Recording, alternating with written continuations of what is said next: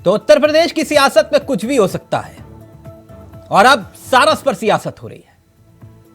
अमेठी में सारस और आरिफ की दोस्ती सुर्खियों में आने के बाद सपा अध्यक्ष अखिलेश यादव उनसे मुलाकात करने पहुंचे थे। याद होगा आपको ये तस्वीरें जो हम आपको दिखा रहे हैं।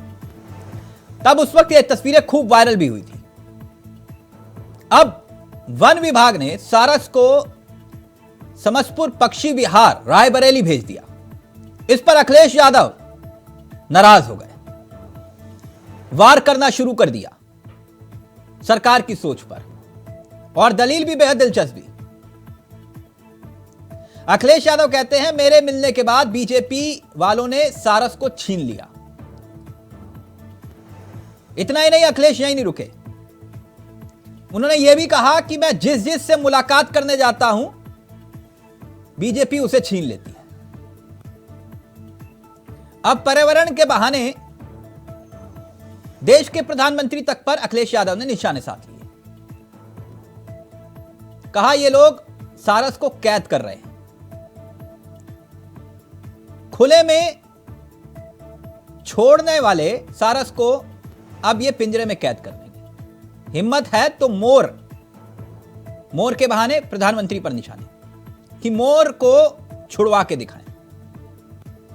पहले सुनिए कि अखिलेश यादव ने सारस को लेकर क्या कुछ कहा और फिर सीधा रुख करेंगे अपने मेहमानों की तरफ और समझेंगे कि आखिरकार सारस पर सियासत के इतर अखिलेश यादव ने कुछ और बयान भी दिए हैं। बेहद दिलचस्प बयान है। पहले यह बयान सुनिए। से सारस इसलिए छीन लिया गया क्योंकि मैं इनसे मिलने चला गया। सारस इनसे छिना इसलिए केवल मैं इनसे मिलने चला गया, मैं इन्हें बधाई देने चला गया। क्या यही लोकतंत्र है? अरे लोग कुत्ते बिल्ली पाले हुए हैं। मुझे याद है किसी ने बिल्लियां पाली थी और संख्या बढ़ गई, वो पड़ोसियों के घर चली गई थी,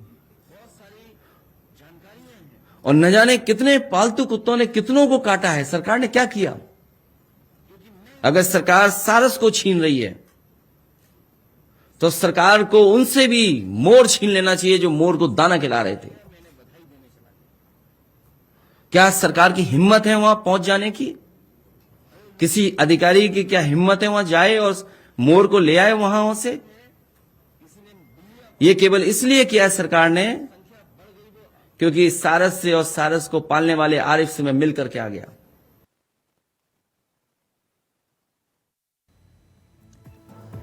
तो बात यहीं तक नहीं रुकी। ये तो अखिलेश यादव निशाने साध रहे थे, लेकिन इस बहाने बोलते बोलते बहुत कुछ बोल रहे हैं। उस पर भी हम चर्चा करेंगे क्योंकि हमारे साथ जुड़ेंगे तमाम मेहमान। बीजेपी की तरफ से श्वेता राज सिंह, शौकत अली समाजवादी पार्टी की तरफ से, और शैलेंद्र श्रीवास्तव वरिष्ठ पत्रकार कुछ ही देर में आपकी स्क्रीन पर होंगे। लेकिन पहले 4 बयान आपको और सुनाते हैं। अखिलेश यादव ने अपने दर्द का इजहार किया, आजम खान को याद किया। सुनिए जरा। मुझे याद है कानपुर में जब समाजवादी पार्टी के विधायक से मैं मिलने गया, सरकार ने उसका ट्रांसफर कर दिया। आजम खान साहब या उनका परिवार इसलिए तकलीफ परेशानी में है क्योंकि वो समाजवादी है। ये अधिकारी जो अन्याय कर रहे हैं, हम तो इनसे कहेंगे अन्याय कर लो, मन भर लो, पेट भर ले,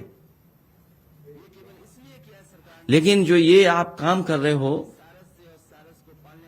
इसका क्या संदेश जा रहा है? ये न केवल आम लोगों के दुश्मन हैं, किसानों के दुश्मन हैं, ये पेड़ पंछियों के भी दुश्मन हैं। अभी जो कार्यक्रम हुआ था इन्वेस्टमेंट मीट, इन्होंने पेड़ नहीं लगाया, पेड़ों को काटा छाटा, पेड़ उड़ा करके फेंक दिए। जो गमले लगाए वो सूख गए, चोरी हो गए, और बीजेपी के लोग ही चोरी कर ले गए। ये जितने गमले चोरी हुए सब बीजेपी के लोग चोरी करके ले गए। इस उत्तर प्रदेश की बर्बादी के लिए जिम्मेदार मुख्यमंत्री हैं, पर्यटन मंत्री नहीं हैं। पर्यटन मंत्री कब दूसरे के साथ पर्यटन कर लेंगे पता ही नहीं आपको। पहले भी पर्यटन कर चुके हैं वो, अगर याद हो आपको, तब आप नौकरी में नहीं रहे होगे। और वो पर्यटन कब करेंगे? मैनपुरी से पर्यटन मंत्री ने समाजवादी पार्टी को जिताया, तो मैं होश ही नहीं है कहीं। अंदर ही अंदर समाजवादी पार्टी से मिला हुआ था पर्यटन मंत्री। ये बात नहीं बोलनी चाहिए थी, लेकिन बोल दें, क्या पता, हमारे पत्रकार साहब ने गुस्सा दिला दिया तो बोल दिया। मैं ये चाहता हूं हमारे मुख्यमंत्री जी को फिनलैंड भेज दिया जाए, तो कम से कम वो नीचे आ जाएगा, हम ऊपर हो जाएंगे। सिंपल बात है। तो सारस पर सियासत की दास्तान आप देख रहे हैं। सीधा रुख कर रहे हैं अपने मेहमानों की तरफ। आपकी स्क्रीन पर ये तीनों मेहमान दिखाई दे रहे होंगे। श्वेता राज जी, इस चर्चा की शुरुआत आपसे, आप तीनों का बहुत बहुत स्वागत है। ये अखिलेश जी कह रहे हैं जिससे मैं मिलने जाता हूं आप लोग छीन लेते हैं उससे, अब सारस को भी छीन लिया आप लोगों ने। सुना आपने अखिलेश यादव जो इल्जाम लगा रहे हैं? जी तिलक जी, सबसे पहले तो सभी को नवरात्रि की और नववर्ष की शुभकामनाएं देती हूँ। या देवी सर्वभूतेषु शक्ति रूपेण संस्थिता, नमस्तस्यै नमस्तस्यै नमस्तस्यै नमो नमः। बाकी रही सारस को छीन लेने की बात, मैं बताना चाहूंगी कि सारस ये एंटीगोनी इसका स्पीशीज नेम है, साइंटिफिक नेम है, और 1967 से इसको एंडेंजर्ड स्पीशीज में डाला हुआ है। सारस पालने का अधिकार ये किसी को भी नहीं है। आमतौर पे कोई भी नागरिक सारस नहीं पाल सकता है, और यदि ये संज्ञान में आया है किसी भी माध्यम से तो उसको कायदे से वन विभाग को ही देना है, इसमें कोई दो राय नहीं है। बाकी रही सियासत करने की बात, तो कहीं ना कहीं तुष्टीकरण की राजनीति से भी ये ऊपर उठने का प्रयास कर रहे हैं। देखिए, आप सारस से तुष्टीकरण कैसे हो पाएगा? क्या हो गया? सारस से तुष्टीकरण कैसे होगा? सारस से तुष्टीकरण नहीं, तिलक जी आप मेरी पूरी बात सुने। नहीं, आपने कहा कि तुष्टीकरण होगा, तो मैं वो समझना चाह रहा हूं कि सारस से तुष्टीकरण कैसे होगा? तिलक जी, मैं ये कह रही हूँ कि तुष्टीकरण की राजनीति से ये उठने की कोशिश कर रहे हैं। अच्छा, तो इनको अप्रिशिएट करिए कि इनके पास अब नया टॉपिक है बात करने के लिए। नया टॉपिक सारस है। नया टॉपिक सारस है, वो भी ऐसा पक्षी जो एंडेंजर्ड है, जिसको एंडेंजर्ड 1967 में ही डिक्लेयर कर दिया गया। अच्छा, मोर पालने का अधिकार है किसी को? देखिए, मोर पालने का भी अधिकार नहीं है, और मोर तो देखिए जहां पे भी दाना पानी मिलता है वो अपने आप रुक जाते हैं, लेकिन सारस ये माइग्रेटिंग बर्ड है, मोर माइग्रेटिंग बर्ड नहीं होती है। अच्छा, तो माइग्रेटिंग बर्ड्स और नॉन माइग्रेटिंग बर्ड्स में ये फर्क होता है कि जहां पे नेचुरली फूड अबंडेंस में होगा या पानी अबंडेंस में होगा, हाँ, वो पक्षी वहां रुक जाते हैं। हाँ, जैसे अब तो ये पहले वन विभाग को नहीं पता चला था, ये एकाएक पता चला? क्या हो गया? वन विभाग को एकाएक कैसे पता चला? देखिए, अब चोरी पाला जाए तो फिर नहीं पता लगता है। जब जिस भी माध्यम से सारस चोरी छुपे कैसे पाला जा सकता है? क्या हो गया तिलक जी? सारस चोरी छिपे कैसे पाला जा सकता है? देखिए, चोरी छिपे वन विभाग ने सब जगह कैमरे तो लगा करके रखे नहीं हुए हैं कि किसने क्या क्या पाला हुआ है घर में। यानी अखिलेश यादव ने आप लोगों की मदद कर दी कुल मिलाकर? तिलक जी, मेरी बात पूरी हो जाने दिया करिए, तब आप सवाल किया करिए, क्योंकि सवाल आपका मैं सुन नहीं पाती हूँ, क्योंकि मैं बोल रही होती हूँ। ठीक है श्वेता जी, प्लीज कंटिन्यू। क्या करूं मैडम, आदत है सवाल पूछने की। जी हाँ, नहीं कोई नहीं, मेरा सिर्फ इतना रिक्वेस्ट है कि पहले मेरी बात पूरी हो जाने दिया करिए। Please continue, please Shweta ji, please. नहीं तो मुझे फिर आपका सवाल रिपीट करवाना पड़ता है। ठीक है, देखिए, चाहे जो भी हो, अच्छी बात है कि इनको ऐसा लग रहा है, लेकिन ऐसी कोई भी स्पीशीज जो एंडेंजर्ड है उस पे अधिकार है वन विभाग को कि वो अपने उसमें ले, उसको कस्टडी में ले। तो इस पे राजनीति करना उचित है अनुचित है, इसके विषय में मैं क्या कहूँ। अब ओके, शौकत भाई, एंगल यहाँ दूसरा है, या फिर ये तुष्टीकरण की राजनीति को ले दे करके घूम करके लाना चाहते हैं। मैं वही समझना चाह रहा था, तुष्टीकरण कैसे हो पाएगा सारस से? आपने बताया नहीं था मुझे, लेकिन आपने कहा था कि इसका तुष्टीकरण में से बाहर निकल रहे हैं। मैं समझ नहीं पा रहा हूँ। नहीं, बाहर निकल रहे हैं, लेकिन आप देखिए ना, वो आरिफ के पास था, उन्होंने किस शब्द पे जोर दिया, शायद आपने वो सुना नहीं। प्लीज बताएंगे आप? आरिफ के पास था, उनका ये मतलब था कि अगर मतलब वो आरिफ है इस वजह से। ओके, तब इनके पास वो ऑप्शन ही नहीं होता। ओके, अगर आरिफ की जगह कोई अनिल होता या फिर सुरेश होता या महेश होता, फिर कोई दिक्कत नहीं थी, तब कोई समस्या नहीं होती। राम नारायण होता, कोई समस्या नहीं होती। अच्छा, वो आरिफ था इस वजह से दिक्कत थी। फिर ये वहीं पहुंच गए। ओके, शौकत भाई एक मिनट, श्वेता जी, क्योंकि पहले आपने ये वाले सवाल को, अब आपने कहा कि नहीं यही वजह है। ठीक, ओके, शौकत भाई सुना आपने? आप लोगों को समस्या सारस से नहीं है, मसला आरिफ का है। आप लोग पुष्टिकरण की राजनीति कर रहे हैं, इसलिए जो है आपको सारस याद आया। हाँ तिलक जी, मुझे लगता है कि आपने बहुत साफ शब्दों में जवाब दे दिया था उसका। भारतीय जनता पार्टी को अब तक समझ में आ जाना चाहिए था। नाम आरिफ था, शायद इसीलिए भारतीय जनता पार्टी के पेट में दर्द हो गई। अनिल या सुरेश होता तो शायद भारतीय जनता पार्टी की पेट में दर्द ना होती। अब एक सवाल आपने तिलक जी पूछा, तिलक भाई, कि आज ही आपको क्यों पता चला कि ये सारस पाला नहीं जानता है? तो इन्होंने कहा जब हमको पता चला तब हमने वन विभाग की टीम को भेज दिया। मतलब कहने का उद्देश्य इनका ये था कि ऊंट की चोरी जो है झुके झुके हो रही थी, कोयले के खान से काजल चुराया जा रहा था। इन्हें कुछ पता वता नहीं है प्रदेश में क्या हो रहा है, इन्हें कोई जानकारी नहीं किसने क्या पाल रखा है। शौकत हो या फिर आरिफ हो या फिर रामलाल हो या श्यामलाल हो, कानून तो सबके लिए बराबर है ना शौकत भाई, कि नहीं? ये बिल्कुल बराबर है। फिर क्या बिल्कुल गलत बोला बराबर है। श्वेता जी ने? मैंने कहा ना कि बिल्कुल बराबर, इनको थोड़ा लेट जानकारी होती है। नहीं तो लेट अभी हुई, आपने लेकिन सवाल- हुई तो सही। सुनिए, आप ये कह रहे हैं कि सुनिए। हमारा नाम आरिफ है तो इसलिए हम सारस पाल सकते हैं। तिलक जी, अभी सवाल पूछा आपने कि मोर पालना अलाउ है क्या, तो सवाल हुआ नहीं, मोर आ जाता है, इनको लाया जाता है। समझाने का बड़ा अच्छा तरीका था कि मोर अपने आप आ जाता है जहाँ खाना पानी देखता है और सारस को बुलाया जाता है। ये फर्क समझाया जा रहा था हमें। नहीं, ये जंगल क्या में मतलब पाया हुआ जाता कि है। भाई जिनसे मैं मुलाकात करने जाता हूं उसे छीन लिया जाता है? देखिए, उत्तर प्रदेश का कोई पहला उदाहरण नहीं था, हाँ, तमाम ऐसी चीजें हुई हैं उत्तर प्रदेश में। माननीय राष्ट्रीय अध्यक्ष जी ने तमाम चीजें दोहराई कि बदले की भावना से उत्तर प्रदेश की सरकार काम करती है, उन्हें इस बात से कोई लेना देना नहीं। एक बात मैं पहले भी दोहरा रहा था, फिर दोहरा रहा हूं, अगर इसी जगह कोई और व्यक्ति होता, आरिफ नाम ना होता, तो मुझे लगता कि शायद ये कार्रवाई भी ना होती। अच्छा। तो पाल के रखे, शेर पाल ले, चाहे जहाज रख ले, कुछ भी कर ले, कोई कार्रवाई आपके यहाँ होती। पार्टी में तो कई हैं गैर मुस्लिम चेहरे भी है ना, तो उनसे पलवा के देख लीजिए एक बार। तिलक जी, मैंने कहा ना, जिसके साथ जो चीज है वो कर रहा है। नहीं नहीं मान नहीं, लीजिए तो आप किसी नहीं, का आप तो सारस ऐसे लगा कह रहे होता, कि उसे भैया पाल लिया। पूरा का पूरा है सिस्टम जो लगा हुआ है कि देखो भैया दूरबीन से कि अखिलेश यादव किससे मुलाकात करें उसे निपटा दो। बिल्कुल बिल्कुल। अभी उदाहरण के तौर पे माननीय राष्ट्रीय अध्यक्ष का एक बाइट आपने देखा ही, तमाम चीजें उन्होंने बताई कि हम नहीं जिससे नहीं, आजम खान जब चुनाव लड़ रहे थे तब वो दूरबीन से ढूंढ रहे थे अखिलेश यादव जी को। आप कह रहे हो कि भैया हम अखिलेश से मिले इसलिए अखिलेश आजम खान परेशान हो रहे। अरे इतना साफ शब्दों में जवाब है माननीय अखिलेश जी का, माननीय राष्ट्रीय अध्यक्ष जी का, कि उत्तर प्रदेश की सरकार सिर्फ बदले की भावना से काम करती है। सर, उन्हें इस बात से कोई लेना देना नहीं है कि उत्तर प्रदेश के हालात क्या हैं। ओके, उत्तर श्वेता प्रदेश जी के जवाब हाथ से देना खड़ा चाह हो रहे गया, हैं, शैलेंद्र जी कोई आपके पास आ रहा हूँ। श्वेता जी, बदले की भावना है? उत्तर प्रदेश के ये हालात हैं कि नवरात्रि चल रहे हैं। मैं आपको 2012 में वापस लेकर के जाऊंगी, जहां पर माता की यात्रा, जब विसर्जन करने के लिए यात्रा निकली थी, तो यात्रा पे इतना पथराव किया गया था, और किसके द्वारा पथराव किया गया था ये आपको बताने की आवश्यकता नहीं है।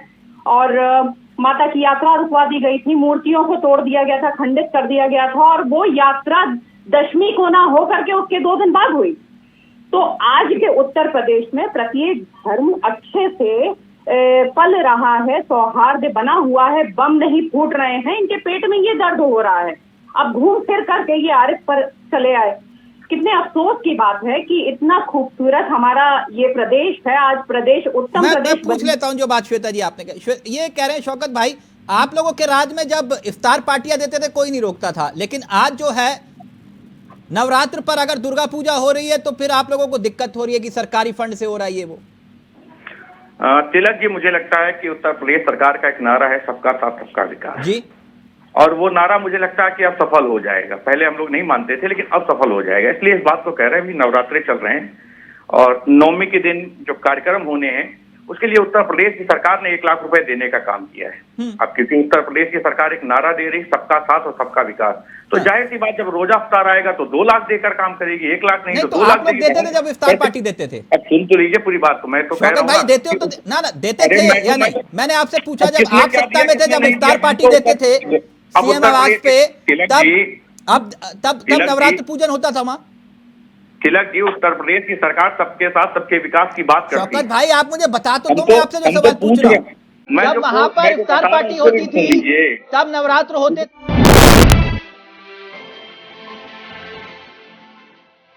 उत्तराखंड सरकार यशस्वी मुख्यमंत्री पुष्कर सिंह धामी के नेतृत्व में स्वास्थ्य सेवाओं को जन तक पहुंचाने के लिए प्रतिबद्ध है। इस कड़ी में सबसे महत्वपूर्ण है अटल आयुष्मान योजना। गरीबों के स्वास्थ्य की चिंता करती उत्तराखंड सरकार ने इस योजना के तहत 1350 प्रकार के रोगों को शामिल किया है, जिसमें ब्रेन ट्यूमर, कैंसर, गुर्दा रोग, बाईपास सर्जरी और न्यूरो से संबंधित स्वास्थ्य समस्याएं भी शामिल हैं। 5 लाख रुपए तक की स्वास्थ्य सहायता का प्रावधान किया गया है।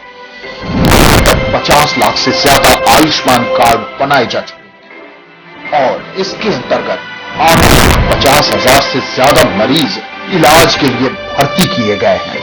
उत्तराखंड सरकार 23 लाख परिवारों को इस योजना के लाभ के अंतर्गत लाना चाहती है। उत्तराखंड सरकार ने निःशुल्क पैथोलॉजी जांच योजना को तीव्र गति से वंचित वर्ग तक पहुंचाने का काम सतत जारी रखा है। आम जनता 266 तरीके की पैथोलॉजी जांच की सुविधा प्राप्त कर रही है। इस महत्वाकांक्षी योजना के तहत सरकारी अस्पतालों में 8 प्रकार की पैथोलॉजी जांचें, जिनमें biopsy, cancer marker, hormone profile, vitamin स्तर नापने जैसी तमाम महंगी जांचें शामिल हैं। औसतन 1,500 लोगों की 5,000 से अधिक पैथोलॉजी जांचें निःशुल्क हो रही हैं। एक स्वस्थ नागरिक ही स्वस्थ समाज और समृद्ध राज्य की नींव है। उत्तराखंड सरकार स्वास्थ्य सेवाओं को समाज के आखिरी आदमी तक ले जा रही है।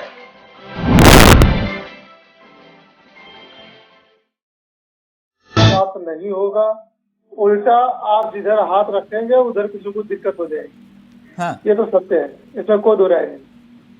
हाँ, ये है कि जब कोई बड़ा व्यक्ति, कोई बहुत पॉपुलर व्यक्ति कहीं ऐसी जगह पहुंच जाता है जो चीज नियम के विरुद्ध है, तो उस पर कार्रवाई होती है, होनी चाहिए। अभी प्रवक्ता बीजेपी की बहुत अरसे बाद किसी ने ऐसा किया कि एक तकनीकी बात को सामने रखा है कि देखिए, ये वन्य जीव पर्यावरण अधिनियम के तहत ये प्रतिबंधित है, इसको पाला नहीं जा सकता। ये तो सत्य है। अब ये अवैध है, इस वजह से कार्रवाई हुई, इसमें कोई आपत्ति नहीं होनी थी। अब उसके पीछे के निहितार्थ निकालना ये राजनीतिक दलों का अपना कार्य है कि कोई कार्य क्यों हो रहा है, इसके पीछे क्या कारण है, तो उसके लिए स्वतंत्र है, वो करें। लेकिन जहाँ तक नियम कानून है तो सबको फॉलो करना चाहिए। दूसरी बात रही जो अभी नवरात्रि पर सभी को सरकार की तरफ से सहयोग किया जाएगा, तो सरकार है, उसकी अपनी पॉलिसी है, मेजॉरिटी में आई है, उसको जो अच्छा लगे करे। बस इतना ध्यान रखे कि संविधान धर्मनिरपेक्ष है और उसमें किसी धर्म विशेष को बढ़ावा देने की कोई व्यवस्था नहीं है। नहीं, शौकत भाई कह रहे हैं हमारे वक्त में इफ्तार पार्टियां भी होती थी, हमें 2 लाख रुपए का फंड दे। अगर गलत है उसको रोका जाए, बस इतना है कि धर्मनिरपेक्ष स्वरूप बनाए रखें। तो पहले धर्म की राजनीति नहीं होती थी, अब हो रही है। हर किसी को स्वतंत्रता भी प्राप्त है कि अपने धर्म को आगे बढ़ाने के लिए, उसका प्रचार प्रसार के लिए, अच्छी बातों के लिए कर सकता है। लेकिन सरकार कोई पार्टी न बने, सरकार आयोजित प्रायोजित ना करे, क्योंकि ये पैसे सामान्य लोगों के हैं। अगर ऐसा करने लगेंगे तो जिसकी संख्या भारी। लेकिन ये अखिलेश यादव आजम खान को लेकर जो बात कह रहे हैं, आपके गले उतर रही है। नहीं, तो ये इफ्तार तो होता था, इसमें कोई बुरा है। इफ्तार तो होता था, बड़े स्तर पर होता था। नहीं, इफ्तार पार्टी नहीं, अभी मैं उसकी बात कर रहा हूँ, आजम खान साहब की। आजम खान साहब चुनाव के वक्त दूरबीन से ढूंढ रहे थे अखिलेश यादव जी को, लेकिन अखिलेश यादव कह रहे हैं कि मैं आजम खान से मिलने गया तो आजम खान को छीन लेते हैं। तो मैं ये समझ नहीं पा रहा हूँ। आजम खान तो बहुत ज्यादा उन्होंने सबकी नजरों में किरकिरी के तौर पर बन गए थे। उनके है तो विद्वान आदमी, लेकिन बातें, उनकी जो भाषा है इतनी कटीली है कि आदमी को बुरा लग जाए। और ना, आजम खान के डायलॉग सुनेंगे तो आप हैं कादर खान फेल हो जाते हैं उनके आगे तो। एकदम सही कह रहे हैं। ये उसी का खामियाजा भुगत रहे हैं और कोई बात नहीं है। बाकी आदमी बहुत विद्वान है, बहुत ही शालीन है, लेकिन रामपुरी चाकू की तरह है, जब जबान से निकली तो काटते चली जाती है। हाँ, ऐसे ऐसे डायलॉग सीने में उतर जाते हैं। बिल्कुल। हाँ, बाकी संसदीय कार्य के अच्छे जानकार हैं और हाँ, अधिकारियों को कहते हैं जूते साफ करवा देंगे, बहुत कुछ। खैर छोड़िए, लेकिन श्वेता जी, अखिलेश यादव जो ये सारस वाला मुद्दा लेकर आए हैं, अब वो मोर की एंट्री हो गई है। मसला मोर वर्सेस सारस हो गया है। अब कैसे निपटेंगे आप कि भैया सारस तो ठीक है, लेकिन मोर वाला मसला भी आ गया ना। देखिए, मोर तो हमारा राष्ट्रीय पक्षी है। नहीं, वो तो सब जानते हैं। संरक्षण करना, सुनिए तिलक जी, उसका संरक्षण करना हम सबका दायित्व है। अच्छा, सारस का नहीं है? सारस का देखिए, अभी मैंने आपको बताया कि माइग्रेटिंग बर्ड्स क्या होती हैं और ऐसी बर्ड्स जो कहीं पे नेचुरली रहती हैं, जिनके हैबिटेट्स वहां पे बन जाते हैं जहां उनको उनका दाना पानी मिलता रहता है। जैसे गौरैया माइग्रेटिंग बर्ड्स नहीं है, ये नेचुरली कहीं पे भी आपको मिल जाएंगी। और जैसे चलिए, अगर आप कह रहे हैं तो मैं दिखाई देता हूं। मैं अपने सहयोगी से चाहूंगा जरा ये जो दिखा रहे हैं हम, क्योंकि मैडम बता रहे हैं तो कुछ तकनीकी रूप से हम भी हैं, थोड़ा बहुत पढ़ लेते हैं। ये उत्तर प्रदेश का राज्य पक्षी है सारस, और सारस की आबादी 50% घटने की आशंका है। और इटावा मैनपुरी सारस पक्षी की आबादी का सबसे बड़ा आशियाना है, ठीक। और विलुप्त प्राणी की श्रेणी में शुमार माना जाता है सारस पक्षी को। मानसून की लेट लतीफी के चलते सारस पक्षी के जो प्रजनन है वो प्रभावित हुए, और समांतर जुलाई में सारस के अंडे धान के खेतों में दिखने लगते थे। अब कहां कहां मिलता है सारस, वो भी हम आपको बताएंगे, क्योंकि देश में सारस की कुल आबादी जो है 70% है यूपी में। जम्मू कश्मीर, हिमाचल प्रदेश, पंजाब, हरियाणा, उत्तराखंड, मध्य प्रदेश, महाराष्ट्र, गुजरात, राजस्थान, इन सब जगहों पर सारस। मैडम आप यही समझा रही थी ना जो मैं दिखा रहा हूं? अरे आपने मेरी समस्या का समाधान कर दिया। मैं यही इतनी देर से बताने का प्रयास कर रही थी। जो टेक्निकल चीजें आपने सामने रखी हैं जनता के, होपफुली जनता ये समझ पाएगी कि ये केवल एक पॉलिटिकल स्टंट है, एक नया स्टंट है कि किसी तरीके से शौकत भाई पॉलिटिकल स्टंट है, श्वेता जी कह रही है। तिलक जी, जब कोई जवाब नहीं होता भारतीय जनता पार्टी के पास तो हर बात पे कह दिया जाता है ये ओछी राजनीति है, ये पॉलिटिकल स्टंट है। अब उनके पास कोई जवाब नहीं। कार्रवाई करने से पहले जब सवाल हुआ कि भाई पहले आपको जानकारी नहीं थी क्या, अब मोर पे आपने सवाल पूछ लिया तो पॉलिटिकल स्टंट हो गया। मोर घर में रख रखा है, उसके लिए कोई नियम नहीं, किसी ने गलती से सारस रख लिया तो बड़े सारे नियम आ गए। तो एक आंख से देखिए, दोनों आंख से देखिए महाराज, एक आंख से क्यों देख रहे हैं, एक ही तरफ दिखेगा, दोनों तरीके से देखिए। ऐसा कार्य ना करिए कि संदेश चला जाए गलत, जिससे उत्तर प्रदेश की सरकार। देखिए शौकत जी जो कहते हैं इस पे ये इन्होंने कभी खुद चले हैं, ये जो भी इन्होंने कहा है अभी। तिलक जी मैं क्षमा प्रार्थी हूँ, मैंने बीच में इंटरफेयर किया, लेकिन जिस तरीके से 4 पार्टियां होती थी तब मैंने कभी ये नहीं देखा कि इन्होंने नव कन्या पूजन किया हो अपने यहाँ। तो जब आप समानता की बात कर रहे हैं, भारतीय जनता पार्टी ने कुछ नहीं देखा। 2014 से पहले भारतीय जनता पार्टी ने प्रदेश में कुछ देखा ही नहीं, ये सत्य है। तिलक जी आपने भी नहीं देखा होगा, मैंने भी नहीं देखा। हमारी आंख तो 2014 के बाद खुली और उसके बाद हमने दुनिया देखी। हमारी पढ़ाई भी उसके बाद शुरू हुई, हमें कॉलेज भी उसके बाद मिले। जो मिला हमें 2014 के बाद मिला, जब भारतीय जनता पार्टी की सरकार आई। नहीं श्वेता जी सीधा पूछ रही है, कह रहे कन्या पूजन अगर सीएम आवास में होता था तो बताइए। मैंने कहा ना कि कुछ देखा ही नहीं इन लोगों ने। इतने साफ शब्दों में जवाब दे रहा हूँ, अभी कुछ चाहिए। इन लोगों ने कुछ देखा ही नहीं, 2014 से पहले कुछ था ही नहीं। मैं खुद स्वीकार कर रहा हूँ कि मैं पैदा ही 2014 के बाद हुआ, इससे पहले मेरे माता पिता थे ही नहीं। वो अचानक जन्म लिए तो मैं पैदा हो गया। स्कूल होते नहीं थे, से चल रहा है, क्या पता। मदरसे होते थे जिनको फंड किया जाता था। हाँ मदरसे होते थे, बिल्कुल। वो पाकिस्तान से आए हुए लोगों ने मदरसों को फंड किया जाता था, वहाँ पे अलग से वजीफे दिए जाते थे। कभी नहीं मना किया भारतीय जनता पार्टी ने। उससे सीख लेकर के ऐसी राजनीति करने के पथ पे अग्रसर हुए कि सबका साथ, सबका विकास, सबके विश्वास की वार्ता करते हैं, सर्व समाज कल्याण की वार्ता करते हैं। किसी तुष्टीकरण की राजनीति नहीं कर रही है भारतीय जनता पार्टी। श्वेता जी 2014 से पहले भारत ही नहीं था। ये सत्य है कि पाकिस्तान का मदरसे होंगे, 2014 के बाद ही तो भारत बना है। मुख्यमंत्री जी, हमारे माननीय मुख्यमंत्री जी कोरोना के टाइम में ग्राउंड जीरो पे थे, अपनी जान के विषय में बिना सोचे जनता के प्रति पूर्णता समर्पित होकर के ग्राउंड जीरो पे वो व्यक्ति कार्य कर रहा था। कहाँ से हम लोग? सहमत हूँ श्वेता जी, मैं आपकी बात से सहमत हूँ। कोरोना के बिल्कुल ग्राउंड जीरो पे आप मेहनत कर रहे थे, बस वो गलती से पाकिस्तान से नदी आई है, पाकिस्तान से उल्टा बहकर नदी आई, वहाँ से लाके बहकर नहीं आया था। उस समय वो व्यक्ति अपनी जान पे खेल करके जनता के मध्य जा करके जनता की जरूरतों को पूरी कर रहा था। अरे मैं तो कह रहा हूँ श्वेता जी, मैं तो कह रहा हूँ, मैं स्वीकार कर रहा हूँ। करिए, आप भी प्रदेश से हैं, इस प्रदेश में नहीं हूँ, आपके अनुसार आपकी कथनी करनी के अनुसार हम लोग इस प्रदेश के ही नहीं, आपके कथनी करने के अनुसार इस प्रदेश के अंदर नहीं, हम लोग को मंगल पे रहते हैं। आप लोग मूर्खतापूर्ण बातें कर रहे हैं, आप आकर के निशाना करते हैं, आपके पास मुझे बताया यही गया है, मुझे सिखाया यही जा रहा है। आपके कथनी करने के अनुसार भारतीय जनता पार्टी के सरकार के अनुसार दिखाई भी देना चाहिए, धरातल पे वो दिखाई देना चाहिए। आपका पूरी फुटिंग खत्म हो चुकी है, आपका धरातल सर्वनाश हो चुका है। आपको ये नहीं पता है कि आगे चल करके आप राजनीति किस आधार पे करेंगे। तो मुस्लिम की वोट पोलराइज करने के लिए आप लोग ये बराबर करते रहते हैं। आरिफ के पास था, इस वजह से उसको वापस ले लिया गया। क्या यही वजह है शरण श्रीवास्तव की जो बात श्वेता जी कह रही है? मसला सारस का नहीं है, मतलब आरिफ का है। देखिए, राजनीतिक विरोध है, एक दूसरे को गलत ठहराने की ये कोशिश है।